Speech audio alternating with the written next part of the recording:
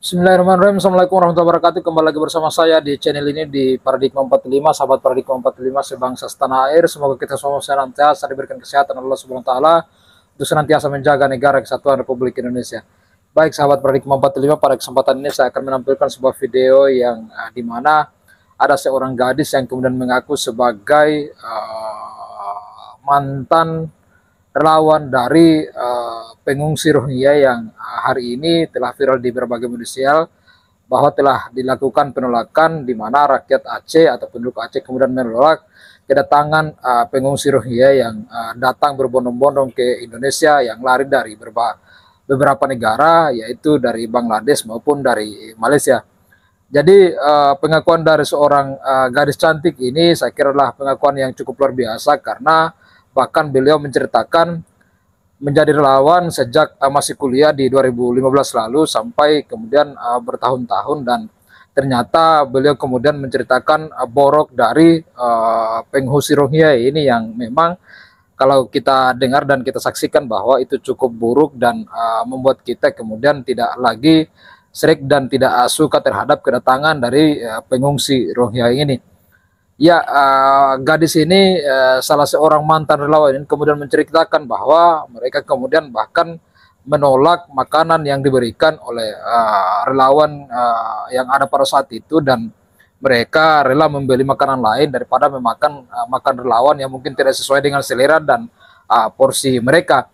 Jadi tentang porsi dan selera makan ternyata dari pengungsi Rohingya ini bukan cuma cerita belaka, namun hari ini betul-betul ada kesaksian bahwa kalau tidak sesuai dengan porsi dan selera mereka, bahkan makanan yang ada di camp-camp itu atau di tenda-tenda pengungsian itu yang diberikan oleh para relawan yang dari penduduk setempat itu kemudian ditolak, dan mereka mungkin berniat untuk membeli makanan lain dari uang yang diberikan oleh pemerintah, yang menurut kesaksian dari perempuan ini bahwa pada 2015 lalu itu mereka per orangnya diberikan uang 50.000 per hari.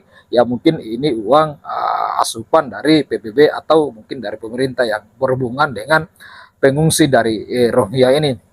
Jadi hal ini kemudian menjadi viral dan membuat kita kemudian bagaimana ini apakah kita betul-betul akan menolak dan mengusir mereka, karena sejarah kelam yang mencatat kemudian pengungsi Rohingya ini banyak kemudian cerita-cerita borok dari mereka, seperti misalnya mereka lari dari Bangladesh dengan alasan ini itu, kemudian Malaysia juga hari ini sudah menolak mereka. Ya, yang kena getahnya kemudian kita yang ada pada saat ini, termasuk yang paling kena adalah saudara-saudara kita di Aceh sana. Dan sejak 14 November kemarin itu sudah ada beberapa gelombang kemudian pengungsi dari Rohingya yang kemudian masuk dengan beberapa kapal, dan terhitung saat ini itu sudah kurang lebih dari 1.000 orang yang baru masuk di luar, yang masuk sejak 2015 lalu dan tahun-tahun setelah itu sampai pada saat 14 November 2023 kemarin, dan gelombang-gelombang lainnya setelah itu. Jadi menurut info bahwa kurang lebih 1.000 orang yang kemudian telah masuk ini, bahkan ada beberapa kejadian aneh yang kemudian diceritakan oleh beberapa saksi, dan termasuk diantaranya adalah salah seorang perempuan yang mengaku sebagai menjadi relawan yang kemudian bahkan relawan ini menceritakan bahwa dia mendapatkan perlakuan buruk dari beberapa orang yang ada di kamp pengungsian dari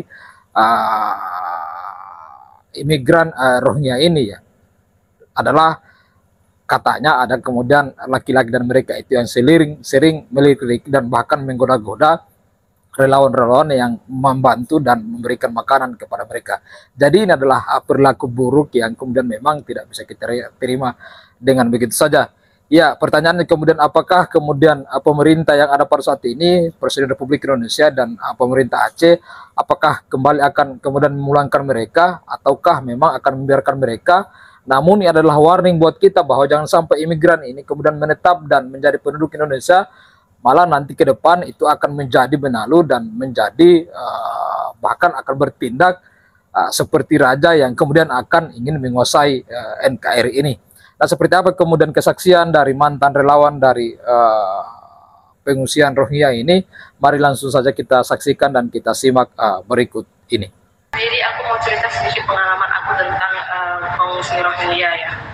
Dulu di tahun 2015 aku itu masih masih kuliah ya, statusnya sebagai mahasiswi waktu itu.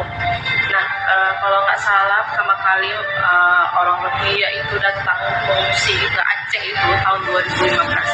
Nah, kebetulan waktu itu aku menjadi salah satu panitia yang mengurusi kegiatan-kegiatan mahasiswa yang memberikan bantuan lah gitu ya.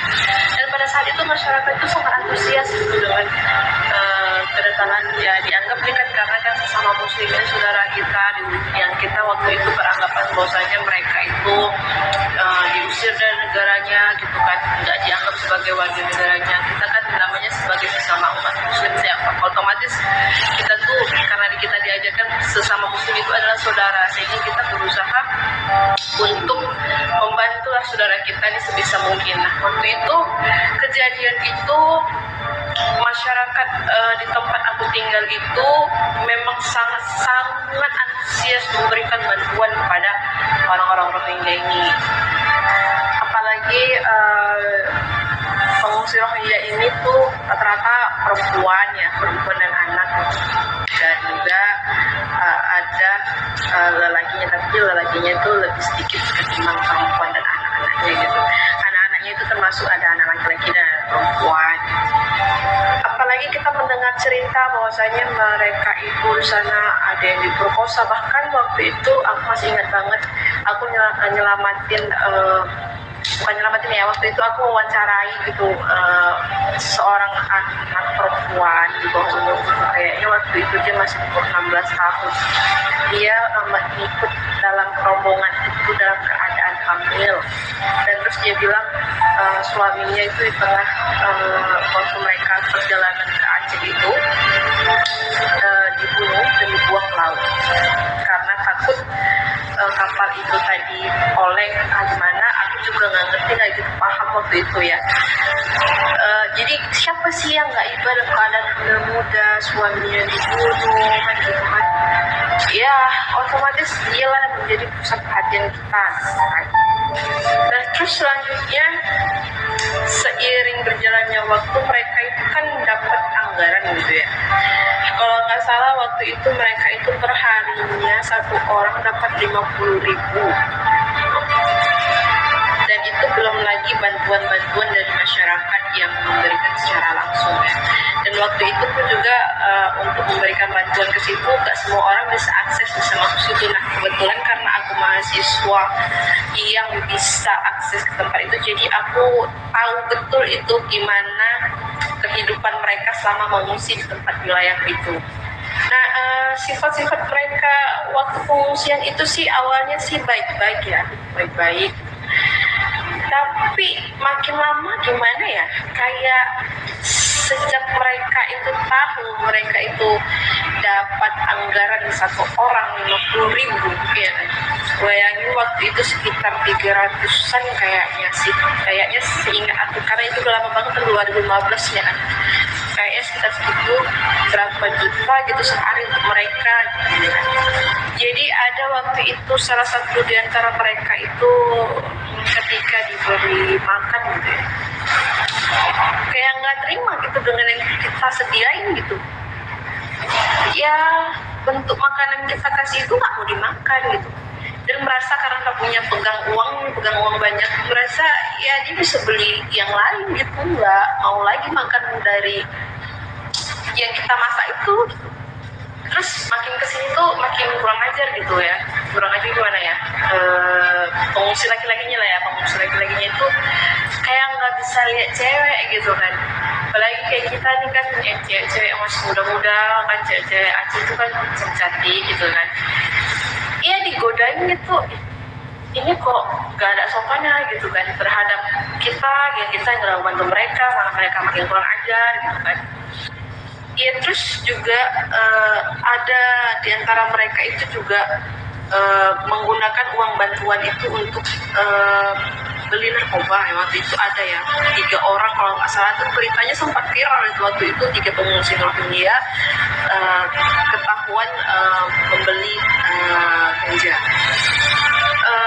Terus selanjutnya karena aku merasa kurang respect karena mereka itu kurang sopan dengan kita ini sebagai ya ngebantu mereka relawan lah ya, relawan mereka gitu. Jadi ngomongnya berbalik karena kasusnya udah lama sih.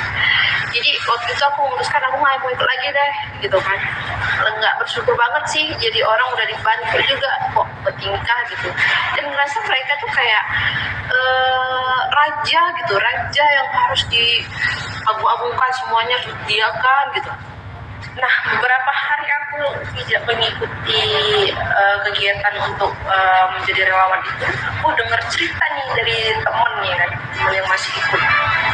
Nah, waktu itu ngomong lah, bahwasanya kami masak loh untuk mereka, kami masak Indomie, ada tempe, ada ikan asin dan nasi. Terus tahu apa yang dilakukan sama mereka ke kami? Mereka melakukan membuang semua apa yang telah dimasak oleh teman-teman. Ya, nggak tahu lah ya kalau di tempat pengungsian lain ya. Terus beberapa tahun yang lalu juga mereka itu kan ditempatkan di daerah khusus gini ya, tempat kayak bekas gudang apa gitu, memang khusus orang-orangnya nih. Dan selama mereka ditempatkan di situ, mereka tuh kayak ada yang kabur, ada yang bertingkah, itu banyak sih dengan cerita masyarakat. Jadi jangan bilang deh kalau orang Aceh itu nggak baik kok, nggak menerima orang dia, jangan ngomong gitu ya. Karena kita tuh udah berusaha bantu semaksimal mungkin, kita memperlakukan mereka secara baik, tapi mereka itu tidak memperlakukan kita secara baik. Jadi kalau memang kalian yang ngomong baiknya diterima dulu, kalian terima aja di tempat kalian, jangan di tempat kami gitu loh. Gimana ya? Karena kita udah menghadapi langsung ini orang-orang Rohingya gitu loh. Ya kadang kita mikir ini, oh pantas aja dia tuh diusir dari negaranya, orang kayak gini sifatnya kok gitu loh. Kan belum ngerasain gitu, belum ngerasain kalau menghadapi mereka tuh secara langsung gitu. Dan terbukti kan bahwasanya beberapa hari ini keluar postingan tentang sikap mereka yang kasih makan bilangnya terlalu sedikit gitu. Kayak nggak bersyukur banget gitu loh. Ya kalau memang UNCHR ya, UNCHR itu merasa harus menerima pengungsian, ya kalian uruslah UNHCR, jangan mempersulit masyarakat Aceh. Apalagi kalian tahu kalau orang Aceh itu kan dicap sebagai provinsi termiskin gitu. Kenapa mereka harus dibawa ke provinsi termiskin gitu? Bawa aja ke tempat kalian, yang pusat kalian itu, jangan di Aceh gitu.